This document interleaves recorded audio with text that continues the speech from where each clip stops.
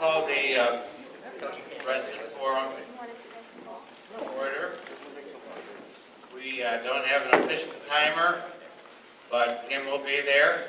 She's official enough, and she'll be giving, as a reminder, please turn off your cell phones. This is the residents forum. You may come up to the podium any number of times. You can ask any question that you like. Sit down and you have more questions, you may come up. Again, you will not be timed. We will cut the resident forum off at 90 minutes because we need to get the board meeting started. Do we have any commitments in this room at 5 o'clock? So we need to be out at 5. And I will try to make this thing start to pop here if we get close to 5. We need to get through the business act of the board meeting. We have to be out of here prior to 5. So, without any other delay, we'll go ahead and just open the meeting up to the residents. Please come to the podium, give your name and your village.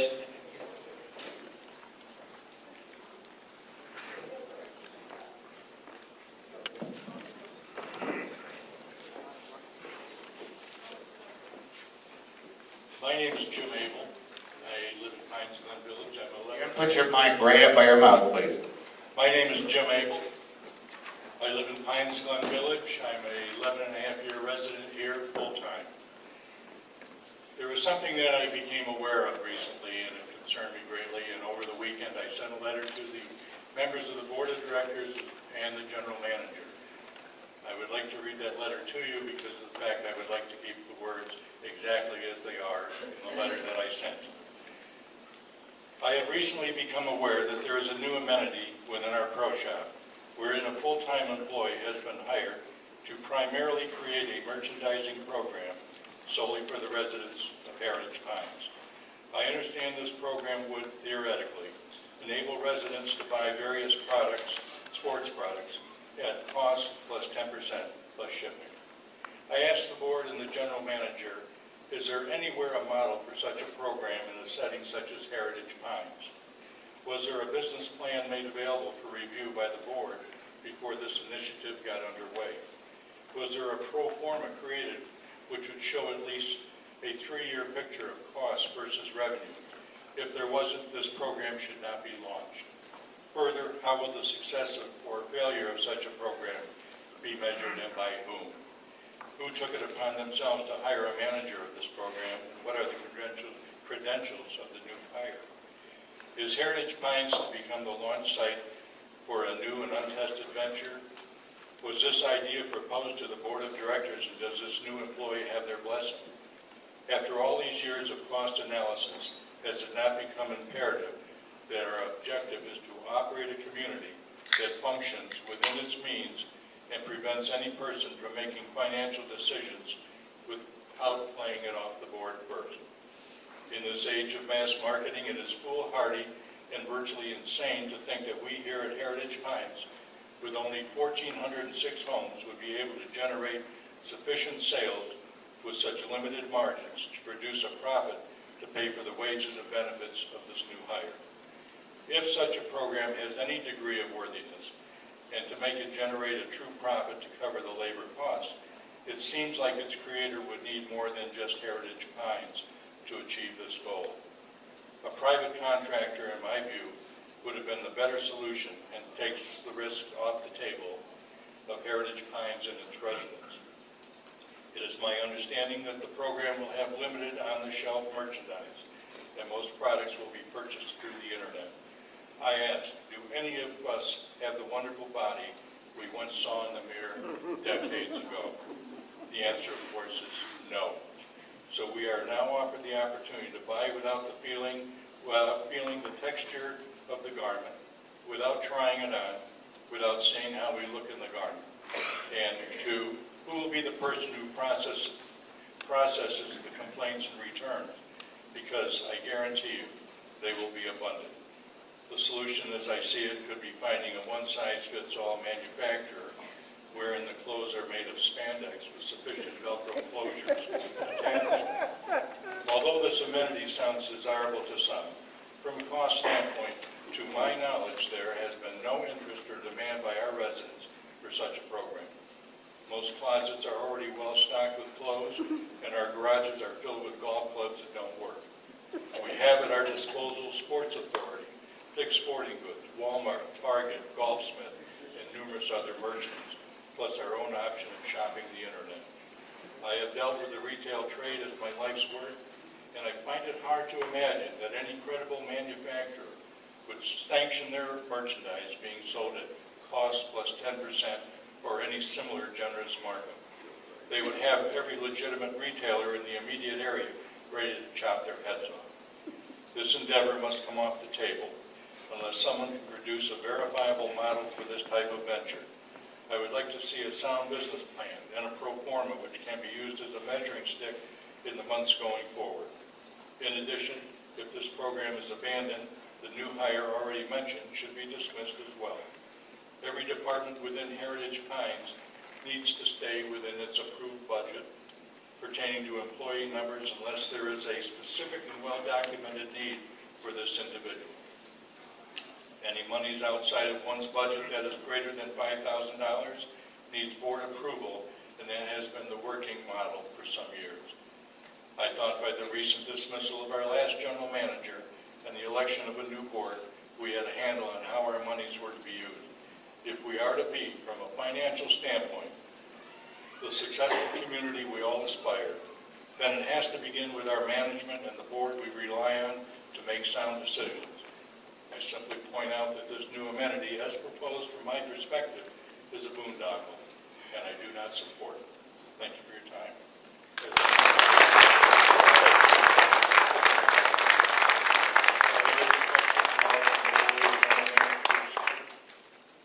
Stay right there. Chuck might response for you. I got a copy of your letter, and the Mill River plan is used throughout the country in a lot of private clubs. Okay, so it's not new to the golf industry. When I came here and I first looked at the operation, you have a confined universe, 1,406 homes. So it's really the perfect setup that you would be able to offer a program like this for not just golf merchandise, but all merchandise that we're able to purchase as a benefit for the residents. They don't have to, there are a lot of residents that don't even know where the golf shop is, but it has opened up some avenues. So far this month we're at just about $10,000 in merchandise sales, that's pretty good, for the month, and we haven't even put in the member guest yet. So the program, again, as I outlined, I believe it was last September, October, that we'll try the program, and if it works, it's great, and if it doesn't work, then we'll cease. But we still have to give the program a chance to get off the ground, and it hasn't even gotten off the ground yet. So as far as your FTEs, okay, we have 2 full-time employees in the golf operation, and we have 10 part-time employees, okay? That's the change, that's what's in the budget, okay? Our projection with Ricky and hours and wages and everything else, we're projecting to be at and or under budget at year's end. So from that standpoint, it's not costing us any more to have a person heading up this type of program. So again, we're going to monitor it, we're going to watch it, and if it works, it's going to be great. No, I'm sorry. And so from that standpoint, we have a couple special programs set up that will offer to the members, and if they partake with it and it jumps, it's going to be good. But there again, getting it online so that when all of our winter guests go up north, and they go into their home clubs up north, and they see merchandise up there and say, well, I can get that at cost plus 10, not at $95. So it opens up a lot of different opportunities for our residents. And I think it's a benefit that we need to give them a chance to experience. If it doesn't work, we'll cancel it. I'm not opposed to that. I have never heard of the Mill River plan. Is that what you quoted? Yes, sir. All right. In private clubs, used in certain situations. The only difference, what we didn't do for the true Mill River plan, is that basically a member would pay an entry fee of $250 to be a part of it, and then they buy everything that costs plus $10. All right, then I submit back to you, if there is this thing called the Mill River Plan, and there are certain things that are necessitated by virtue of the residents having to put money forward to support such a plan. Again, publish what the model is, publish a business plan for the board of directors to review, and a pro forma as to what the cost and the expected revenues are going to be, so there's a yardstick to measure this by. I know that oftentimes plans get started, and if you were to take this idea to the bank and say to a banker, you know, I want some money to invest into this program, and I'd like to have you help me out. That bank is going to say to you, I want a pro forma from you, and I'm going to take it every 30 days or 60 or 90 days, depending upon the type of business you're in, and I want you to come to me and tell me how we're doing, show me the figures. Because I want my money back, I'm going to call my loan due if things aren't happening per the pro forma that you've presented. We oftentimes get involved in doing things that we think are ideal. All of a sudden we get employees on board. The program gets phased out, the employee stays, you've got that cost to still deal with. I'm saying, let people know what the model is. Where's the business plan, and present a pro forma, and then go forward. The business plan was submitted with our budget. It's not as an individual plan, but the numbers are in there. And if we're not going to achieve those numbers, then that means the plan is not working. So the projection for revenues are in there, and the projection for the expenses are in there. I'd like to, and the payrolls in there. Okay. We do have, and again, we'll make copies. I believe it was mailed out. The 2015 budget was mailed out to all residents. If you would like, we still will make copies and have them available for you at the front desk. well, I know what the budgets are. I received those in the mail. I don't recall seeing anything about a Mill River plan. I didn't identify the plan. Break down everything. Get back to my point, then. I don't really know that much about it, and I don't believe the residents know that much about it. All we know is about this cost plus 10, and I find that, certainly desirable as a way to buy clothes. I also know that you might be able to buy tennis rackets or golf merchandise that's on a closeout list from manufacturers and things like that. I heard that the plan could be for tennis apparel, for golf apparel, for swimming apparel. And I don't know how many ladies in Heritage Pines are going to go buy a swimsuit through cost plus 10, and as well as the tennis garb or golf. We had the opportunity to try it on, feel what it's like, see what we look like in it if we go to a store. Buying it over the internet, we don't, and returns are a major factor. HSN does a pretty good job, okay, of selling things over television and stuff about people trying them on and touching and feeling. So, and again, we've had people order shoes and they didn't fit, so we returned the shoes, and the individual pays the $5 restocking charge. So, again, the process is in its infant start, and we just want to give it a chance. If it doesn't work, I'm the first one to pull it. Well, I certainly hope so, but Home Shopping Network does not operate with 1,406 potential buyers. Correct. Okay, and the return figure, I'm sure, from Home Shopping Network is something that's, a very, very substantial number. Thank you very much.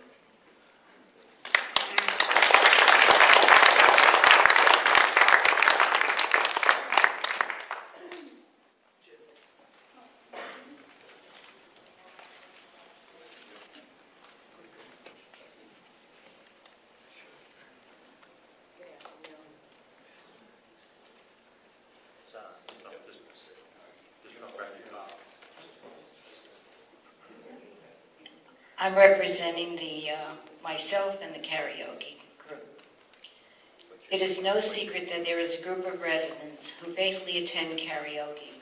There are also many residents who drop in for karaoke after a Saturday night dinner for some music and nightcap. Having karaoke at the clubhouse has many benefits for the residents. 1, singing on karaoke is not just a singing moment for me, it's a bonding time with friends and neighbors. Number 2, residents can drink without driving outside the front gate, making getting home safely a priority. 3, for many residents who don't play golf, tennis, or pool, this is their entertainment. 4, where is the community going to get entertainment for $150 for the night? 5, we have been asking for some activity at the clubhouse on Saturday nights for a long time. Now that we finally have it, we are really enjoying it, it's being taken away. 6, singing on or off key improves breathing, and that's good for many parts of your body and brain. And we can all agree we can also use some help with our bodies and brains.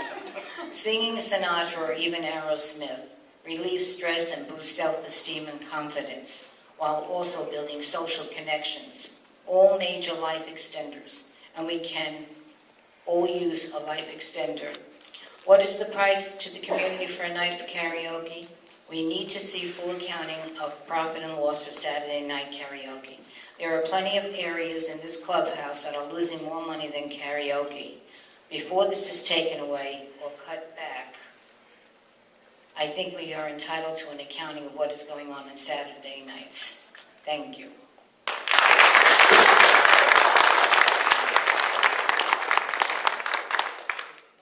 Just to inform everyone, we have music booked for the month of April and the month of May. So it's not until the month of June that we would sit back and take a look at changing the music and the extra entertainment cost. So we're, again, just a little premature on this one. In the month of June, we'll look at our residents and see how active we are, and if it's something that's going to be supported, we would keep it. But right now, we're the planning stages. It's getting warmer. Summertime's right around the corner, and things get cut back here. It happens every year. So just a little premature in this one, so we have until the month of June to take a look at it.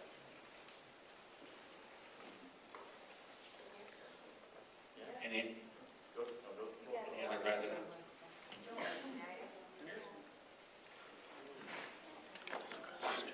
Jerry Shea, Scenic View. I came in a little late. I apologize to the gentleman who spoke earlier.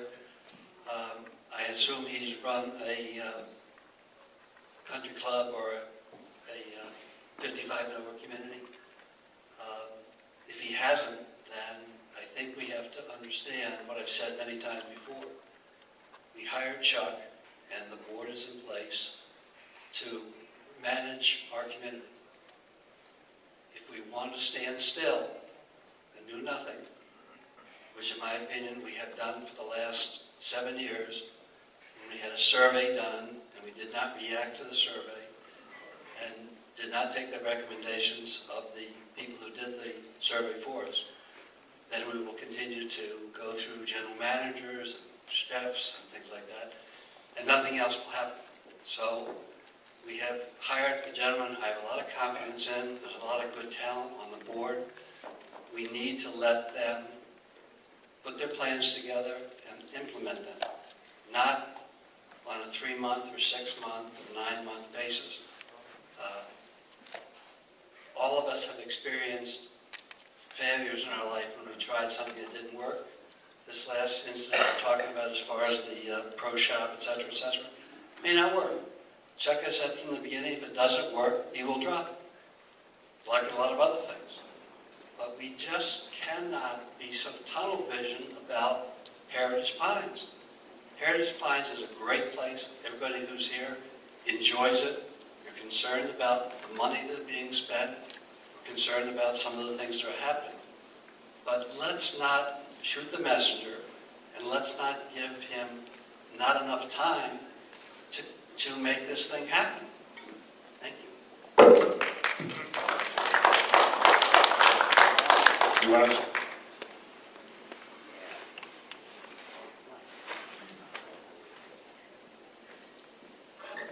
Rosie Tilton, Scenic View Estates. I'm coming to the podium today both as a resident and as the former chair of the election committee. The board has received a detailed email outlining all the accomplishments of the 2015 election, so I won't review those again today. But today, in this packed room, the future of the democratic process in Heritage Pines will be decided by you, the 7 board members, when you vote on who will chair the next year's elections. I simply urge you to see clearly the need for transparency, accuracy, accountability, and strict adherence to Florida Statute 720. To state my purpose simply, the process is in jeopardy of returning to the rules of engagement, which is a military term, used in war, rather than a campaign-friendly guidelines that would allow the voter access to the candidate, which would promote and allow the voter to make informed decisions and know their candidates. Of course, these forums, these suggested forums, were referred to in an interview by a resident for the chair position as dog and pony show. Now think about that for a minute. A dog and pony show. That should tell you that that individual has a lack of understanding for the freedoms of speech and assembly. This is hard for me to do today, so I'm asking you to bear with me. This is not a personality contest. It's not for the prom queen, and it's not a miscongeniality, right, as some would lead you to believe. It is a battle of principles and the rights of the individuals when they vote. For once you give away the right to assemble and to vote, and do not require transparency or accountability for the voting process, then you give up what many died or wounded attempting to preserve. If that sounds dramatic, you need to realize that is a reality in this day and age. But what I do personally know about promoting an open democratic process, you ask, I simply see it through the eyes of a military mother whose son was wounded in Iraq, overseeing elections in a foreign country. Personally, I understand that he was trying to make a difference and promote democracy in a country. I don't know if I can finish this, right? But the battle's already been fought here. It's been fought for improvement on the elections. And it was fought by 5 residents with myself as the chair with full dedication, even when we met challenge after challenge after challenge and resignation and the sheer ugliness in behavior, right? Much progress was made by a few dedicated residents, right, in a battle on a smaller level. Now, even the future chair position for the next year's elections has been reduced to a battle of values and principle. So please don't make us collateral damage so you can see yourself as a band of brothers voting together. From overseeing the 2015 election process, I know for sure Meg Amelia is a woman of honor and integrity and has earned the respect of many residents in this community. It is my belief that she could lead this community in a future election committee with those same values. Personally, I will support her in any way I can. That is, if she's given an opportunity and not eliminated unfairly. She has been judged by 2 and charged with guilt by association. But the decision rests in the hands of 7 residents, you, the board. So my question to you is, do we go forward with dignity and honor, or succumb to special interests and allow personal vendettas to determine the future of this community? As a military wife and mom, I simply challenge all 7 board members to stand up for democracy, freedom of speech, protects the rights this country stands for.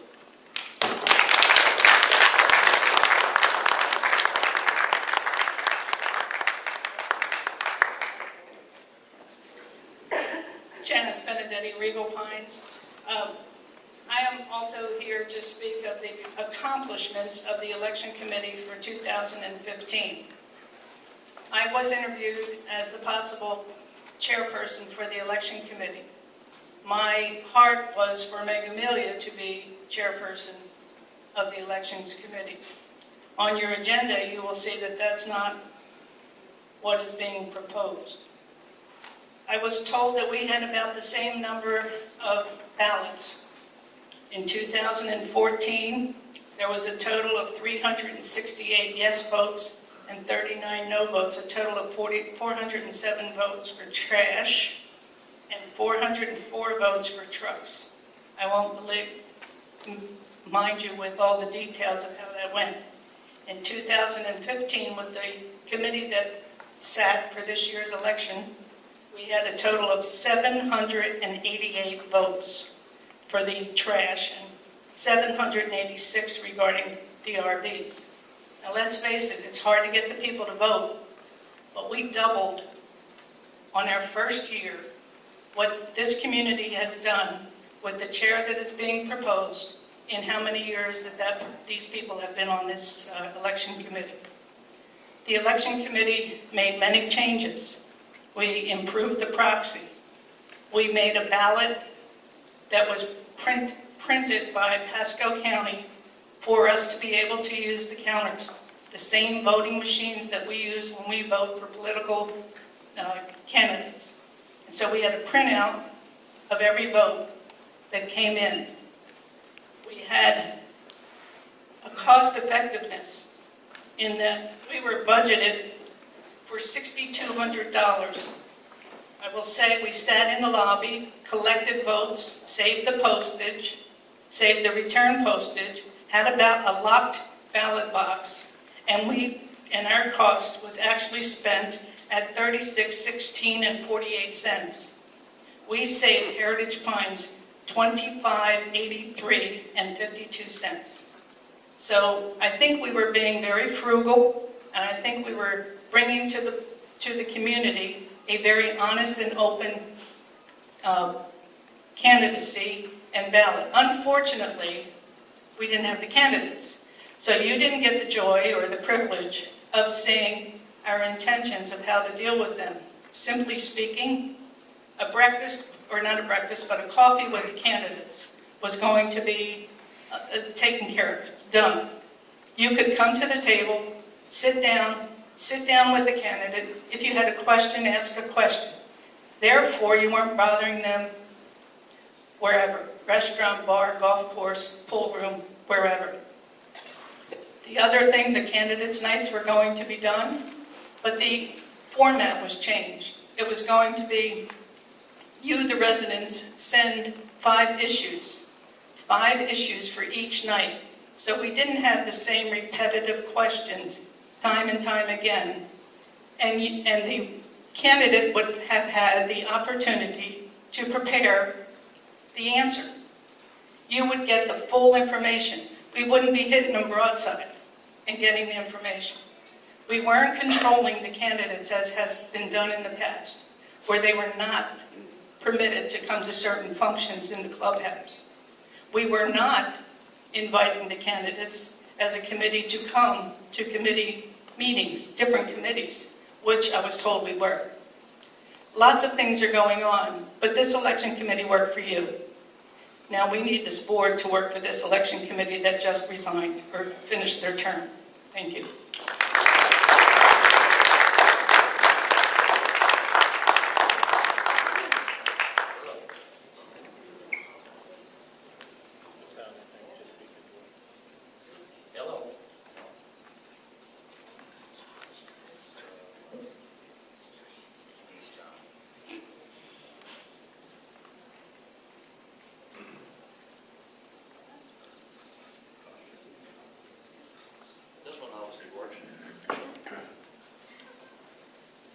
Okay, I need to quantify some of the numbers.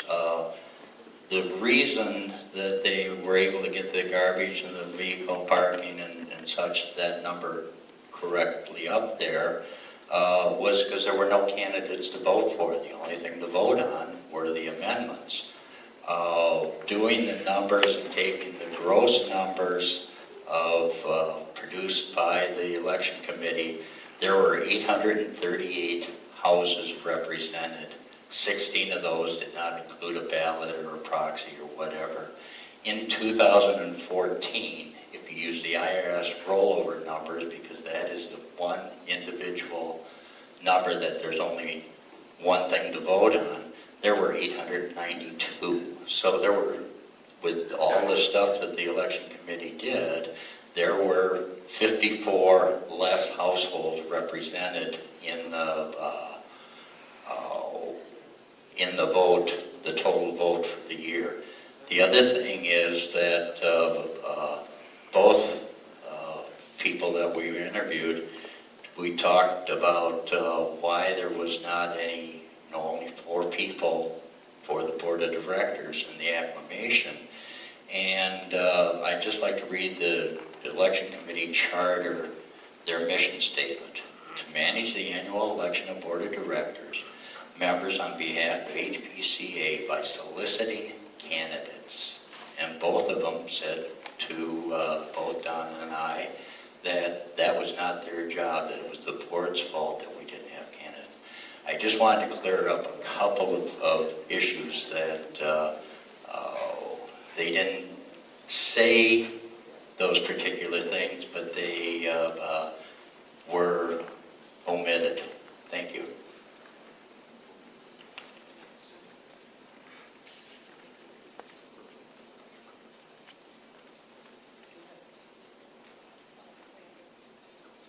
Oh, Ralph, you're recognized. Ralph Pauly, Pine Meadows.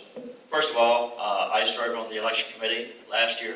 First time serving on any program here at Heritage Pines, so I want to thank the board for allowing me to do that, and the committee, which was chaired by a couple of people at the time. Mr. Ferris and Rosie was in charge of the committee, and it was quite an experience, to say the least, but I think the residents see what the problem is here. That's nickel diamond people to death, rather than going through the process and getting the people educated and informed as to what we need to do here in the community. I was proud to have worked on that committee and what we did, and the ultimate goal we reached at the end of it was to get people and the residents involved. Yes, there wasn't some candidates. There probably were some mistakes made along the way. But when you're growing, you're going to make mistakes. It's that simple. And getting back to the committee itself, we was in the lobby. We stayed in the lobby, all volunteer.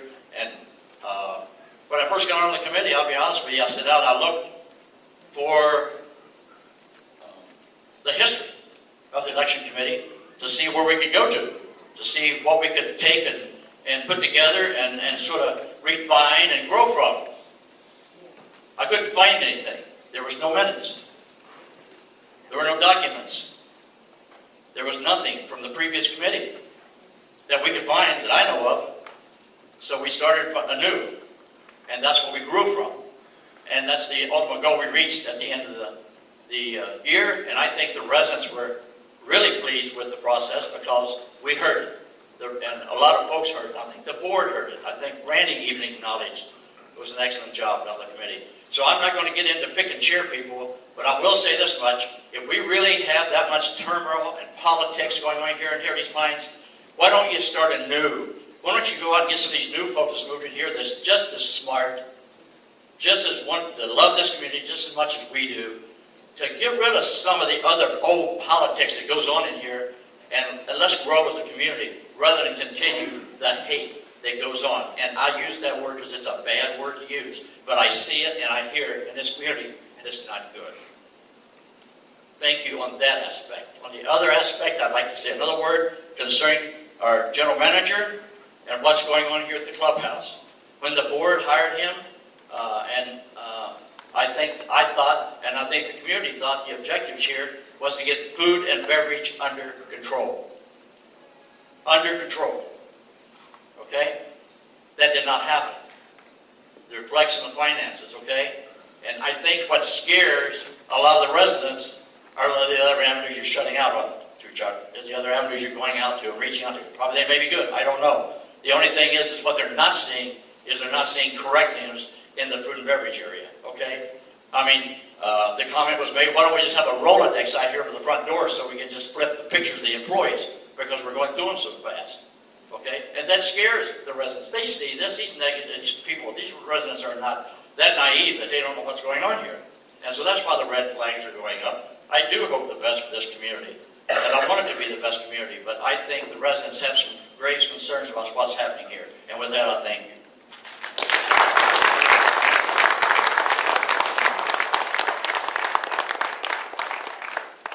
Bob? Am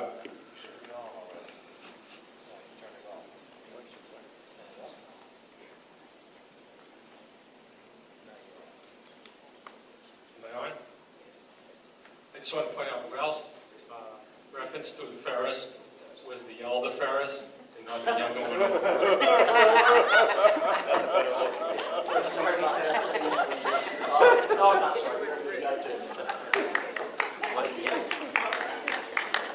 Rosie Tilton, just to respond to Jim Kelly's information in regards to statistics in comparison to 2014 and 2015. Now, I didn't bring those records with me, but this is what I know from memory. In 2014, there were 3 ballots. There was one for IRS, there was one for the amendments, and there was one for the candidates. And there happened to also be a question on a survey had to do with genes. Interesting enough, more responses came back for genes, something like 903, but I believe it was 882 ballots. There was a little discrepancy in the numbers. Also, people chose not to vote on certain things. So in the comparison that Janice just made, it was the apples to apples. We put it to amendments. That was the reference to amendments, right? In regards to the committee soliciting candidates, oh my God, we worked and worked, but there was a sign-up sheet. There were enough candidates on that sign-up sheet. But the board chose to appoint one of those people. And when they appointed those people, it deleted the number of candidates and brought it to an acclamation. Now, our committee worked and discussed the fact that nominations was being removed from that charter. Jim Kelly himself told me he talked to 30-some people to run for the board, but nobody would do it. But now, all of a sudden, it's a committee of 5's responsibility to do that. So I caution you to watch the comparison. This is not apples to apples. We were a one-sheet ballot. Right? Therefore, it was all on one page. Those improvements did accomplish more people participating.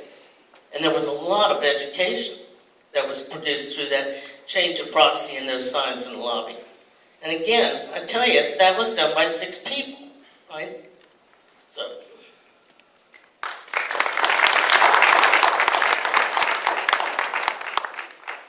I think anybody who doesn't compliment Rosie and the people on the election committee is not really looking at what's going on in the world. There's a lot of apathy in this community. It happens when you get older. And if you fought the battle 10 years ago and you didn't win, you don't want to go back and do it again. But she is right. We should have 10 people every year wanting to be on this board. And it's going to be us.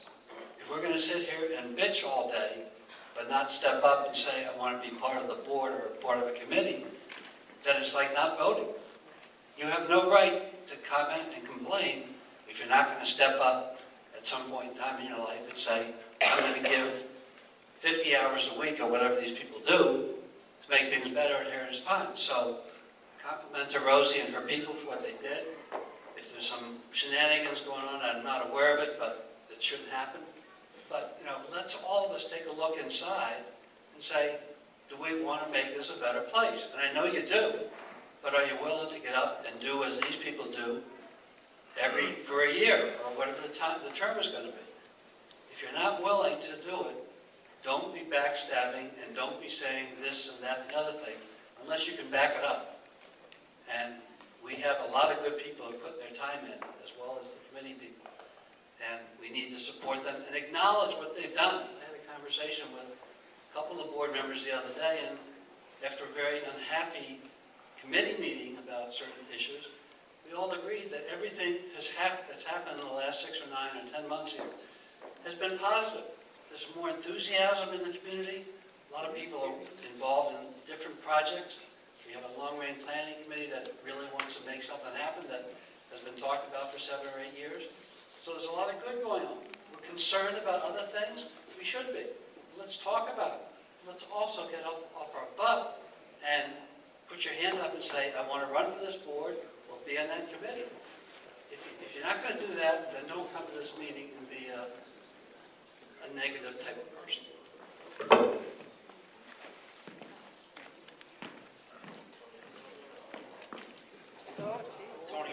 Valley Scenic Pines. I don't like that kind of talk. It's trying to hold people back from speaking. I don't like that. Also, a committee member, when they come up here, I think they ought to introduce themselves as they're on a committee. They sort of be defending themselves here without saying they're on a committee. I mentioned this to you before. You know that. Go ahead. What do you say about that? The committee, you're referring to the election committee. I'm not talking about any committee person. Right now, as I understand it, all the committees that have been active throughout last year until to this day are still active until a new chairman is given. That will be March 30th. I'm saying that a committee member comes up here, or a chairperson, starts speaking about situations, not declaring that they're on a certain committee and they have a certain outlook. There's a two-edged sword here. One, they're residents, for one thing. They can speak as residents, or they can speak as committee people, no different than a board meeting. When we are all residents, this board are all residents. We're only board members when we're all together here. So I could very easily come up and do a resident forum myself and speak for my own needs. But I understand your concept. I'm not sure that if Rosie's speaking for the committee or she's speaking for herself. I think that's to the eyes of the beholder, and I recognize your position. But I don't believe it has. One of the reasons is that they're defending their committee and the committee's beliefs, even if there are things wrong in the committee. Like I was turned down on many committees that I wanted to join.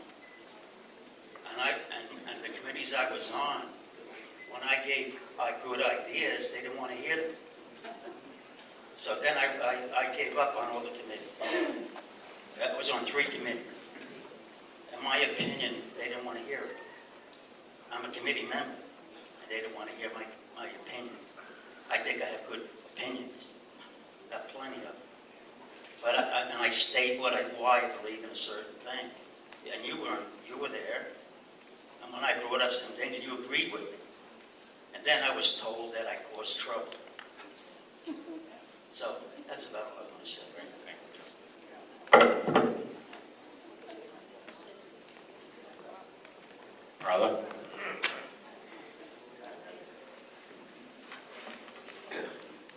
Carla Becker, Regal Pines. I'm not on any committee. But one thing I know is food, obviously. What I do want to talk about is, I want to talk about communication. As we all know, there's no rumors in Heritage Pines. There's never any rumors. Everybody is an expert when it comes to knowing salaries, what's gross numbers, what's net numbers. Everybody knows all the numbers. And I think that we really need to, I think we spend a lot of time invested in talking about things we really don't know specifically what it's about.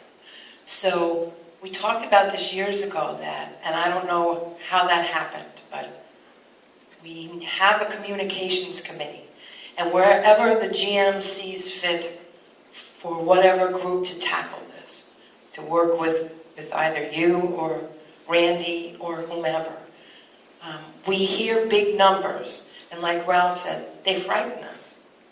We've gone from 143 over budget to now we're up to 200,000.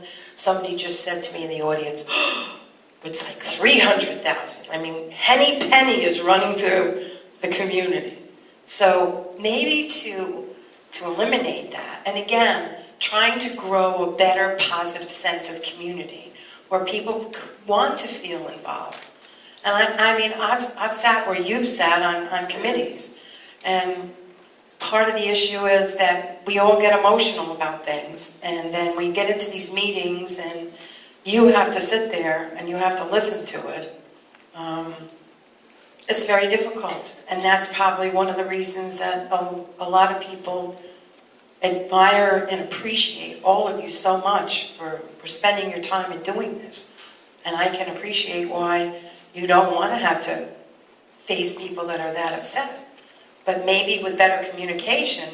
So what I'm thinking is back to the food and beverage, subject near and dear to my stomach, is maybe we could do a workshop or explain to people where these numbers are coming from. I mean, is that a doable thing? Just so they'll understand. I mean, we keep hearing about, I mean, back in the day when I was on Lifestyle, I used to go to Mark and Paul, and they would give us a profit and loss of events. It was pretty clear, based upon not understanding, though, where they got the food numbers from. Maybe that's a suggestion. I don't know. I don't know if there are profit and loss for each event, but unfortunately, when we do communicate, for me personally, when I hear that one of the main reasons that we have to move entertainers around is because groups charge more on Saturdays, or you know, the entertainment for karaoke is so much money. I mean, really, that's what those statements say. That the entertainment is costing so much, and we're not making that much. Well, $150. I mean, seriously, those entertainers. I don't move my equipment for $150. I really don't. But a lot of people have to they have to be out 3, 4, 5 nights a week. It's a tough living, and it's a tough way. But I've been in the entertainment over 15 years, and to tell you, I have never quoted anybody a Saturday night fee or I've never heard of anything. I don't know anybody that does that. You write a contract, and it's $300, it's $500, it's $800. That's it. So I guess it goes all the way back to the communication. Just be honest and put it up on a spreadsheet that everybody can understand, and the way it shakes out is the way it shakes out. Personally, obviously, you can see that I think that the food is getting better. Best corned beef I ever had in my life. I think it's gotten a lot better. I know we have issues. Just so you don't feel bad, we were in Silverthorne last night, and we're everywhere. It's not just here that people complain.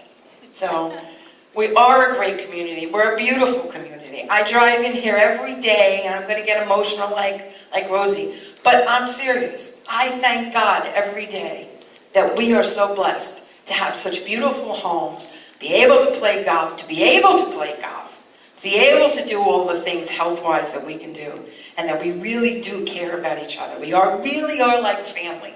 So I thank you very much. I thank you. Just hold on.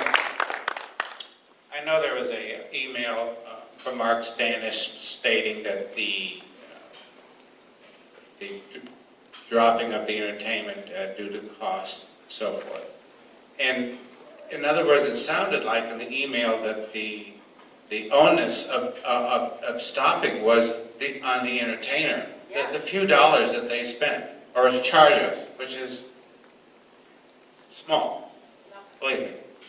I've seen the numbers. But what happens is that, and I was Tuesday night, and anyone that comes to dance will see me on Tuesday nights. The residents occupy a table. Many don't buy dinner, and they'll buy a pitcher of beer or a glass of wine, and they'll nurse that all evening long. Or the idea is that it's not producing income. We have a wait staff in the bar and in the restaurant, and we have the facilities. They have to take the dance floor down to make sure it's ready for breakfast in the early morning. They have to be on staff. So it's not just the expense of it's misleading. It's not just the expense of the entertainment. It's the whole package that comes up, the whole P&L. And when Paul Shapiro was here, he said that very clearly. We cannot make enough money by putting the entertainment in the dining room. It just doesn't pay. And that's why it was cut back 3 or 4 years ago. We brought it back due to demand, and I believe, Chuck, we've always been on 2 nights a week, on Tuesday nights, once a week. Everyone was thrilled with that idea. It was thrilling to bring out in the dining room. There wasn't one complaint. And then came into season, it was offered to karaoke for an additional evening because the numbers shouldn't speak for themselves. And when the snowbirds go back, we would go back to the old way. Nobody guaranteed this to be 3 nights, 3 events a week. So I think that the onus of that email was misinterpreted, that it's on the backs of the entertainers, and it shouldn't have been. I'm just trying to clarify that. No, and I appreciate that, but my question truly is, on Saturday night, now, you have your 2 for 25, which actually I thought that was a really, from a business standpoint, a really smart move. You were covering a couple of good bases. A lot of the residents wanted something to do on Saturday night. You put in a 2 for 25, and then you added karaoke. I think you made it the best of all best. However, my question is, so how is it doing? Okay. Bottom line, how is it doing? I haven't heard it from Chuck what date he's going to change. These are management decisions. Okay. So Chuck, take the mic and maybe you can inform us of what night will karaoke be.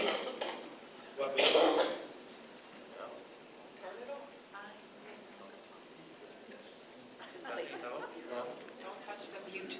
I don't want you muted. First of all, I'll address kind of food and beverage as a whole. Okay. Yes, we tried, as Ralph said, we tried a lot of different things. Okay. And I think for the most part, the majority of the residents have really enjoyed it. You know, the numbers speak for them. So, but unfortunately, you know, our margin is not that great. You know, when we're pricing things out for residents. And as a result, you know, our staffing has increased, and that's the reason why the numbers are what they are. So, in going forward, I'm sitting down with Mark and Paul, and we're going to come up with a plan. I like the workshop idea, because we can unveil that plan. And one of the things is that let's take all of our menus, bring everything back in, we have to look at them, and just come up with a simplified menu. We'll get our staffing levels back to where they need to be. So, and that you're going to see taking place next week. And so from that standpoint, when we look at the music, the 2 nights a week, again, we're contracted through May. So when we come to the month of June, we'll watch Saturday nights, we'll watch Tuesday nights and see what's going to work best for us. And if we can still do both, we'll look at that too. You know, it's the big main events that we do, okay? There's still 48 tickets left for Friday night Stevie Wonder show, so please sign up after the meeting. But those are the big events that will go away during the summer months because we don't have the population to support those. And so from that standpoint going forward, we'll look at the type of entertainment that we do bring in here and make sure that we can, you know, afford it and we can sell enough tickets, you know, to cover all of those demands. One other additional thing, when we talk about revenues, is the fact that, for example, on Saturday nights, I can't attest to Tuesday nights because I don't come up here on Tuesday nights. I should because I love to see Randy and Brenda dance. But on Saturday nights, for example, the wait staff, one should be eating, you don't see them. They should be hustling drinks. They should be hustling drinks. We have a lot of people here who like to drink, and they can. I wouldn't want their club bills, but it's shocking that we don't have wait staff coming. Not to be annoying, but once dinner is done, they're done. You can't find them. So, I mean, even if you want a drink, But I would just be, again, curious to know how Saturday night is going as far as the combining of two really good events. Thank you. Good idea. Good point. Thank you, Carla. I just remind everyone we have 30 minutes left before the board meeting, so if you could... Real fast, Ralph Pauly again, Pine Meadows. I'm not going to do backflips over the food quite yet. Anyway, Carla hit it on the head.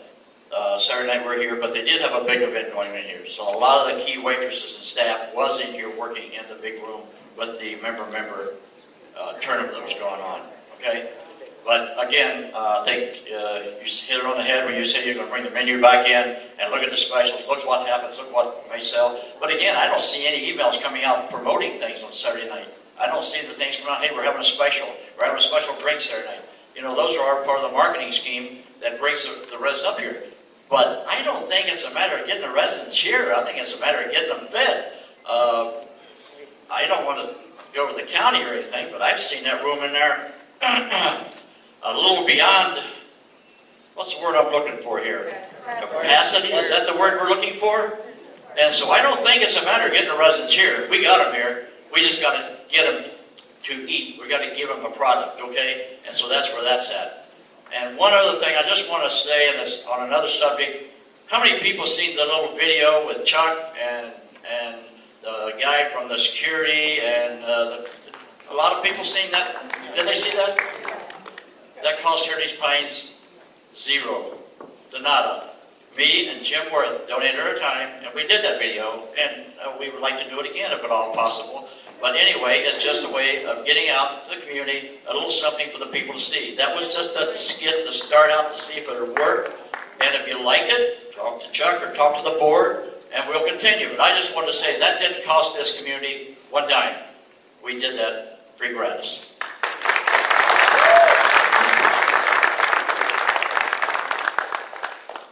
MJ Johnson, Tall Pines Village. Yes, it was my email that went around about Saturday nights. It was factual, that way it was no longer gossip. I emailed Mark Stanish. He very quickly and promptly emailed me confirming that as per Chuck, June 1st, we would discontinue karaoke.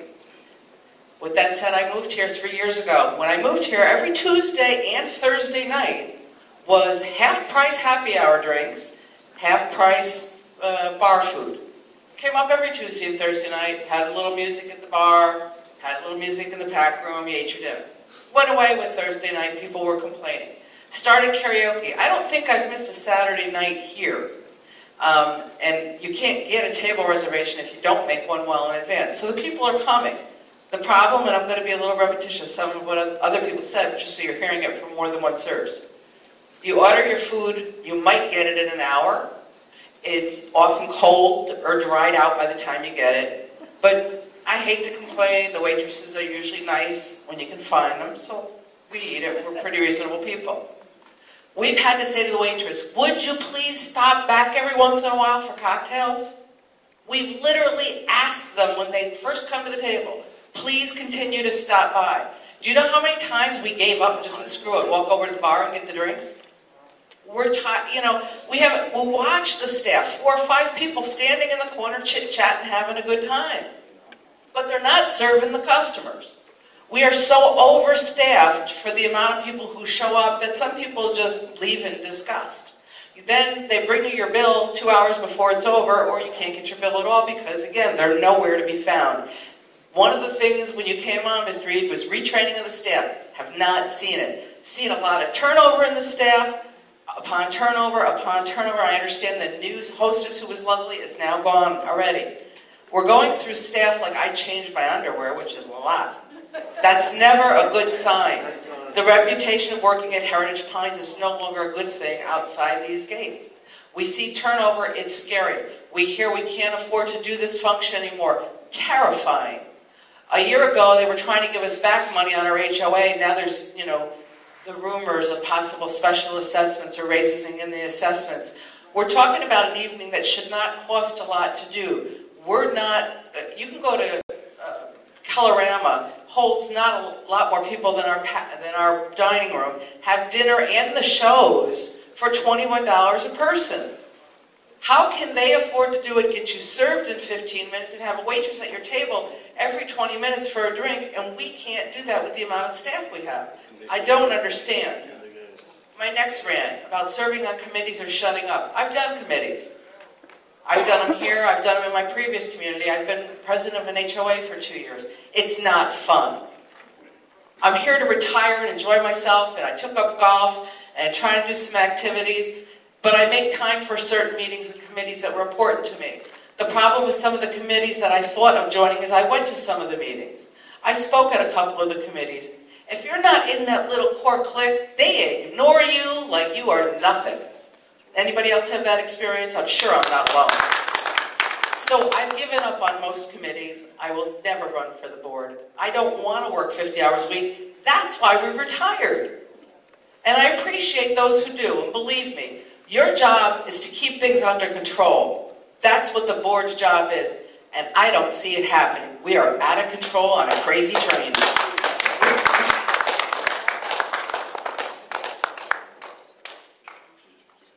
Any other residents like to come up to the podium? If not, okay.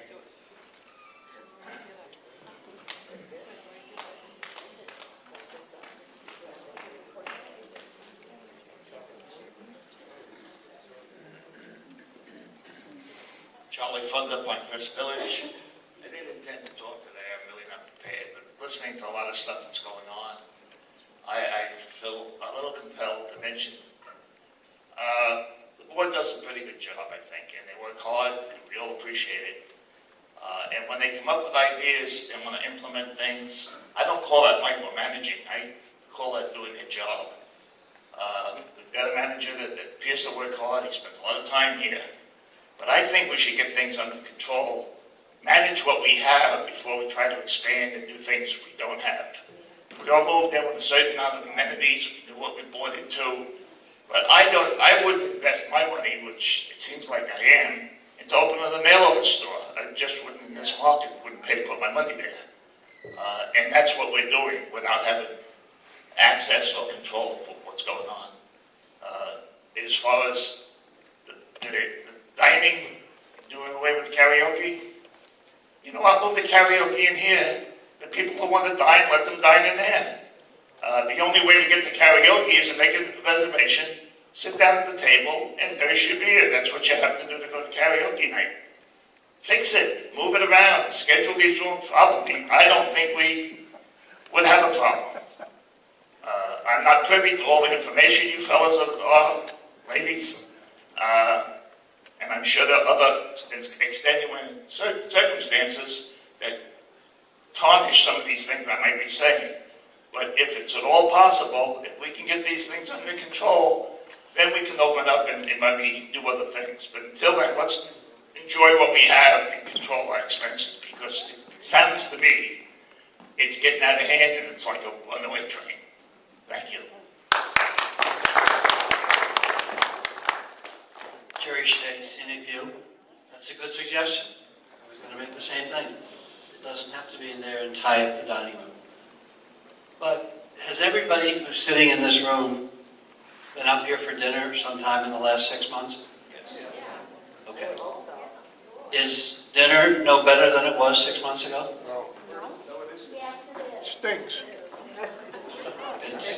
In my opinion, everybody should come up and try the 2 for $25 for like 5 weeks in a row with your spouse or significant other.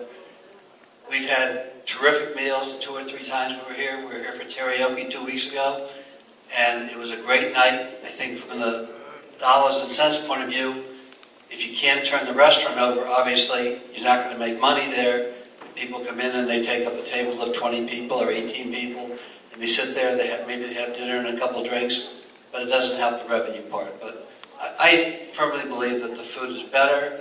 It's not perfect. There still are exceptions where the chef doesn't have a good night or whatever, and I've heard some comments that I don't appreciate from the chef, to somebody who complained about a meal, and I hope that Chuck will address that if it's brought to his attention.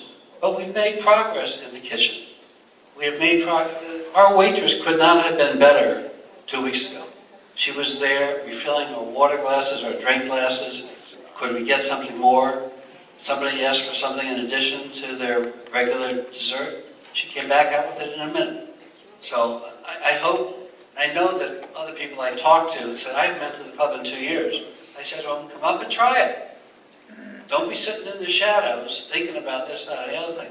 Come up and try it. I think the criticism of the quality of the food and the presentation of the people who were serving us is probably somewhat justified, but we don't have a lousy kitchen and we don't have lousy people. Chuck had to change some people because they weren't capable of doing the job the right way, just like you do in business. So encourage your friends to come up. We got everybody here because it's summertime, it's winter. People from the north are coming down. Encourage your friends. Get a group together of 10 and come up and have dinner here. I think you'll be pleasantly surprised. We were surprised. We had a village dinner up here. We had 15 Okay, people. okay, you're out of order. He asked the question. You He can asked the go. question. We had a village dinner. Oh, you're out of order? 15 people. Okay, the meeting is in recess. 8 people said their dinner's back. What does that tell you? Order here. 15 people. Jerry, anything more you'd like to say? I guess one other thing. When you have a bad meal, when you go to place on Shoreline Road, I can't think of the name of it, Bella Napoli or Carrabba's, my wife is hesitant to send it back because she says, I don't want to make a statement. If you had 8 bad meals out of 15 people, 10 people, whatever it was, ask the chef to come out and talk to you and tell him these 8 meals are incorrect. And then email him the results. Don't be sitting there saying we had 8 out of 15 bad meals. Do something about it. You gotta talk to the board. Wait a minute, Mr. Chairman. He can't debate him with the board like that. Okay, I missed that. I'm sorry. I apologize. Okay. Jerry, would you go up to the mic so everyone hears you?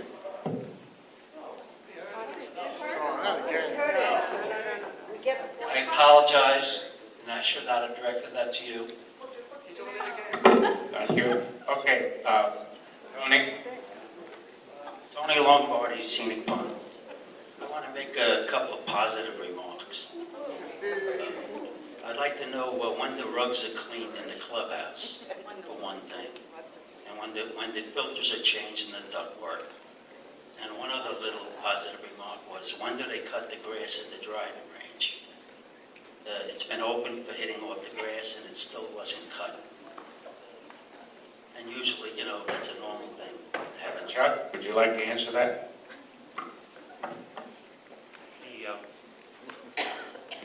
The clubhouse is cleaned every night. And as far as the shampooing in the dining room, as soon as we slow down, that carpet is going to be replaced. So we'll continue to clean and the back every night and spot clean. I'm not going to spend a lot of money getting on the carpet that's going to be replaced. The in the corridor, I'll check with with Gary on that. I mean, that should be cleaned on at least a monthly basis. But it is vacuumed every night. Okay.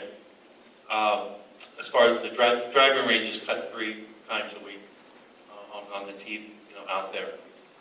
We had the discussion before the member guest, so I believe those who participated in the member guest saw it cut, they had the pyramids out and everything else. So I hadn't received any more comments other than that one that you were out there that day. Air filters?